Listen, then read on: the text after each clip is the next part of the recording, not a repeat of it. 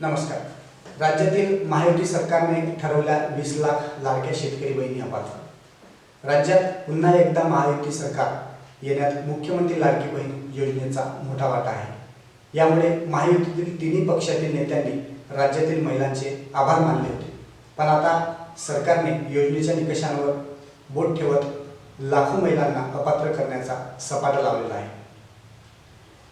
आता तर सरकारने लाडकी बहीण योजनेत अपात्र असणाऱ्या महिलांकडून पैसे वसूल करण्याचे धोरण अवलंबले असून पैसे देखील वसूल केले जात आहे। या योजनेतील निकषांचा थेट राज्यातील 20 लाख शेतकरी महिलांना फटका बसल्याचे समोर आले आहे। राज्य सरकारने याआधी लाडक्या ठरवलेल्या बहिणी आता नावडत्या झाल्याची चर्चा शेतकऱ्यांमधून होताना दिसत आहे। विधानसभेच्या आधी राज्यातील महायुती सरकारने मुख्यमंत्री लाडकी बहीण योजना सुरू केली होती। या योजनेतून 2 कोटीहून अधिक महिलांना 4,500 रुपये देण्यात आले होते, परंतु निकषांच्या नावाखाली काटछाट केली जाईल अशी शक्यता वर्तवली होती।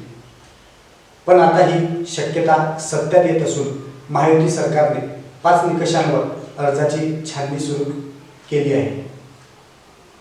यामुळे याच्या आधी ज्या लाडक्या बहिणी पात्र ठरल्या होत्या त्या निकषात बसल्या नाही तर त्या अपात्र ठरणार आहेत, याची महाराष्ट्रातील सर्व लाडक्या बहिणींनी नोंद घ्यावी। धन्यवाद।